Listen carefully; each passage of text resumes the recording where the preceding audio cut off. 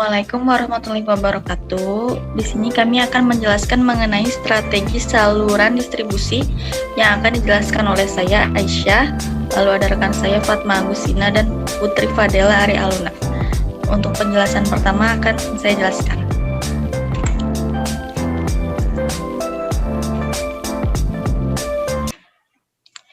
Pengantar sistem informasi pemasaran.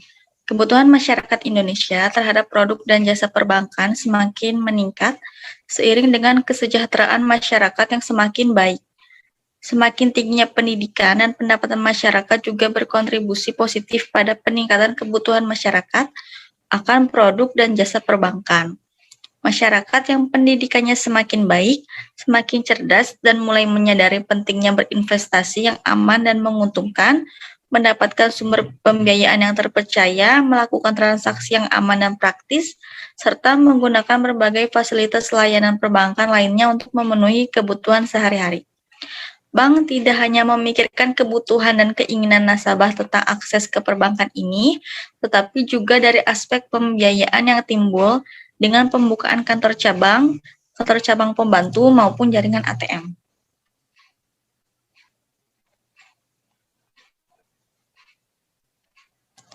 Lalu pengelolaan sistem informasi pasar. Tempat atau lokasi dalam bauran pemasaran dalam konteks pemasaran barang lazimnya disebut distribusi. Dalam perbankan, distribusi berarti kantor cabang. Dalam konsep yang lebih luas, tempat adalah lokasi akses bagi nasabah untuk melakukan transaksi dan memanfaatkan jasa perbankan. Dalam perkembangannya, tempat adalah kemudahan akses. Perkembangan teknologi digital dan kemampuan publik memanfaatkan teknologi serta di sisi lain, mahalnya biaya yang dikeluarkan untuk membangun infrastruktur fisik mendorong bank menggunakan alternatif lain untuk memberi kemudahan akses kepada nasabah.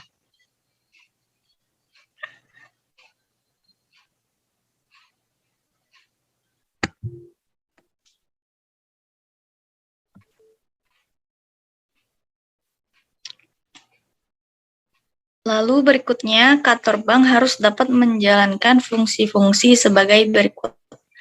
Yang pertama, informasi. Kantor bank harus dapat berfungsi mengumpulkan informasi yang berasal dari nasabah maupun manajemen bank dan mendistribusikannya kepada kedua belah pihak. Lalu promosi. Kantor bank punya fungsi penting dalam mempromosikan produk dan jasa perbankan. Fungsi promosi ini tidak hanya berupa pada aktivitas komunikasi pemasaran yang dijalankan.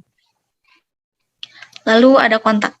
Kontak bank dapat berfungsi sebagai media untuk melakukan kontak atau interaksi dengan nasabah. Karyawan bank dapat mengontak calon nasabah untuk dipersuasi agar menggunakan produk dan jasa yang ditawarkan. Lalu ada penyesuaian. Dalam upaya meningkatkan pendapatan bank dan mengingat kondisi nasabah yang beragam, seringkali produk-produk yang sifatnya standar kadang-kadang kurang menarik bagi nasabah tertentu. Nasabah meminta kepada karyawan yang menanganinya untuk mengubah sistem pembayaran, bantuan untuk data tertentu yang diperlukan ketika akan memanfaatkan produk kredit. Yang terakhir ada negosiasi. Kantor bank dapat berperan penting sebagai tempat untuk melakukan negosiasi tentang besarnya biaya yang harus dibayarkan oleh nasabah dalam memanfaatkan produk dan jasa perbankan.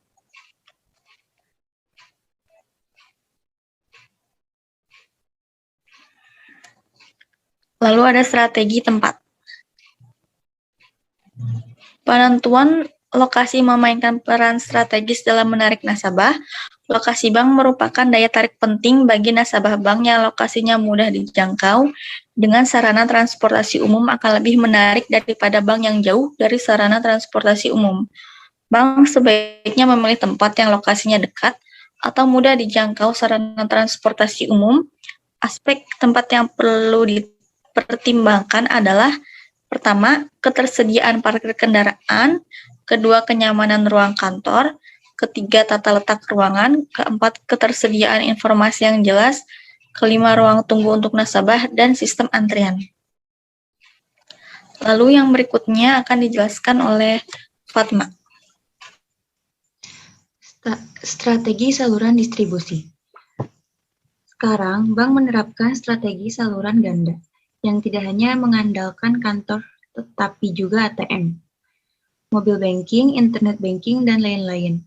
Kondisi ini ke depan akan banyak dilakukan oleh bank-bank di Indonesia seiring dengan meningkatnya pendidikan dan penguasaan masyarakat terhadap teknologi informasi. Survei yang dilakukan EFMA dan MC Kisney menunjukkan hasil sebagai berikut. Yang pertama, transaksi diharapkan dapat dilakukan tidak harus datang ke bank, tetapi melalui media yang mudah, praktis, dan efisien. Yang kedua, keluhan dan saran. Cara menyampaikan keluhan atas produk, jasa, dan layanan yang kurang sesuai, serta saran yang disampaikan nasabah kepada bank akan mengalami pergeseran. Yang ketiga, saran, promosi, dan penjualan.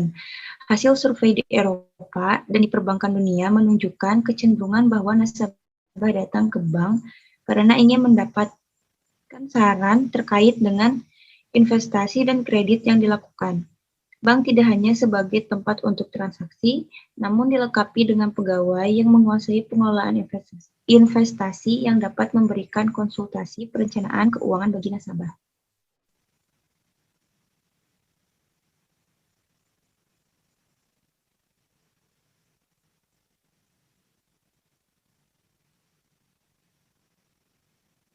Selanjutnya, survei yang dilakukan di 6 negara Eropa dengan jumlah responden 3.000 yang dilakukan FEME dan MC Kesney berdasarkan yang paling tinggi sebagai berikut. Yang pertama, kantor cabang. Kemudahan dan kenyamanan selama proses mendapatkan layanan produk dan jasa. Kemudian suku bunga. Suku bunga atau harga masih menjadi aspek penting yang dipertimbangkan nasabah. Yang ketiga, layanan yang sifatnya lebih personal dan baik. Harapan nasabah untuk mendapatkan layanan yang sifatnya personal sangat diharapkan oleh masyarakat Eropa. Yang keempat, saran atau konsultasi yang lebih baik. Pegawai bank dituntut untuk mampu memberikan saran dan memberikan konsultasi kepada nasabah. Yang kelima, karyawan yang terampil. Kantor cabang yang memiliki karyawan terampil akan disukai oleh nasabah karena mereka dapat melayani dengan cepat, tepat, dan umumnya tanggap terhadap kebutuhan nasabah. Yang keenam, interaksi dengan karyawan yang menguasai produk. Nasabah berharap dilayani oleh pegawai yang menguasai produk dan jasa perbankan, sehingga informasi yang diterima jelas. Dan yang terakhir, interaksi melalui telepon dan konferensi di website. Nasabah berharap tersedianya layanan telepon yang setiap saat dapat dihubungi ketika nasabah membutuhkan informasi serta layanan komunikasi melalui website secara interaktif.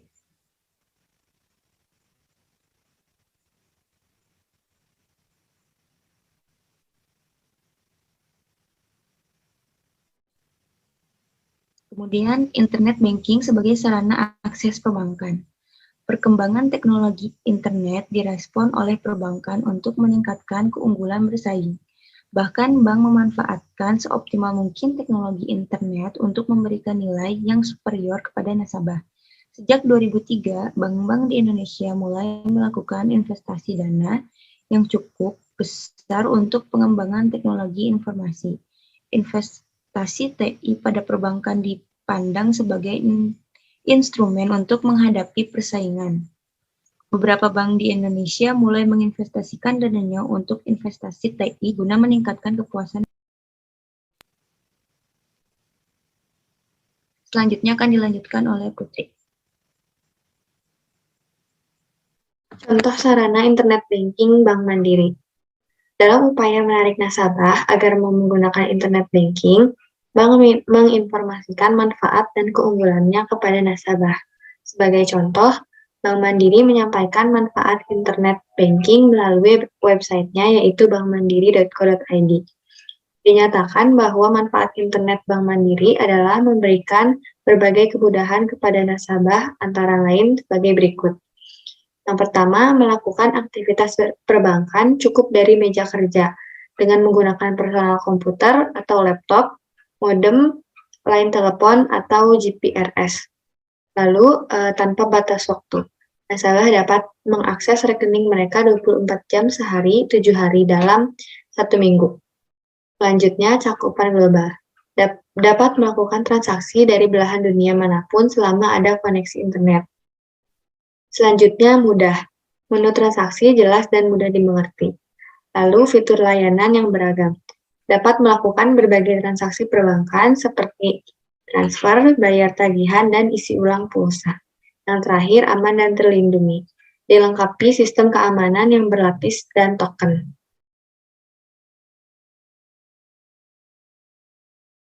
Instrumen penelitian tentang kualitas pelayanan internet banking. Kualitas pelayanan internet banking menjadi perhatian nasabah saat ini. Pertimbangan kemudahan, efisiensi, dan kecepatan menjadi pertimbangan nasabah dalam mengakses bank. Nasabah yang sibuk bekerja atau yang waktunya terbatas akan memilih internet banking daripada melakukan transaksi dengan datang ke bank. Dalam penelitian ini, pengukuran kualitas internet banking dilakukan dengan skala ES-QUAL, di mana kualitas internet banking diukur dari yang pertama efisiensi, yaitu kemampuan bank untuk membuat situs yang mudah dan sederhana untuk digunakan nasabah. Yang kedua, pemenuhan janji atau fulfillment, yaitu kesediaan bank untuk memenuhi pengiriman pesanan yang dijanjikan pada nasabah. Yang ketiga, kesediaan sistem beroperasi, yaitu kemampuan bank membuat fungsi teknis yang benar pada situs bank. Yang keempat ada privacy, yaitu tingkat kemampuan bank memberikan kepercayaan pada nasabah agar merasa aman, bebas dari resiko dan keraguan-raguan. Yang kelima, jaminan atau kepercayaan, yaitu kemampuan bank atau karyawan memberikan pelayanan yang dapat menimbulkan kepercayaan nasabah kepada bank. Yang terakhir ada keartistikan laman atau site estetik, yaitu kemampuan bank membuat situs yang memiliki penampilan atau keindahan yang muncul pada website.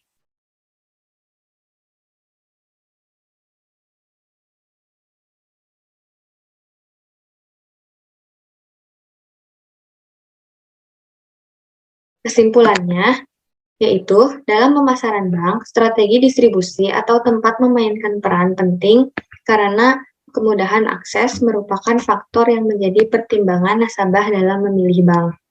Saluran distribusi atau tempat ini mempunyai fungsi penting, antara lain menghimpun informasi, mempromosikan produk dan jasa perbankan, melakukan kontak dengan nasabah, melakukan fungsi penyesuaian, artinya jika diperlukan penyesuaian tentang informasi atau penawaran yang sedikit kurang sesuai dengan harapan nasabah, dan melakukan negosiasi misalnya terkait dengan besarnya imbalan jasa dan hadiah atau manfaat yang akan diberikan kepada nasabah. Dalam memilih tempat, hal yang perlu dipertimbangkan yaitu yang pertama ketersediaan parkir, kenyamanan ruangan, ketersediaan informasi, suasana di dalam kantor, dan atribut lainnya yang mendukung kenyamanan dan memudahkan nasabah. Selain distribusi fisik, internet banking juga menjadi pilihan penting bagi nasabah yang sudah terbiasa dengan teknologi. Bank sebaiknya meningkatkan kemudahan, kenyamanan, dan keamanan di dalam penggunaan internet banking.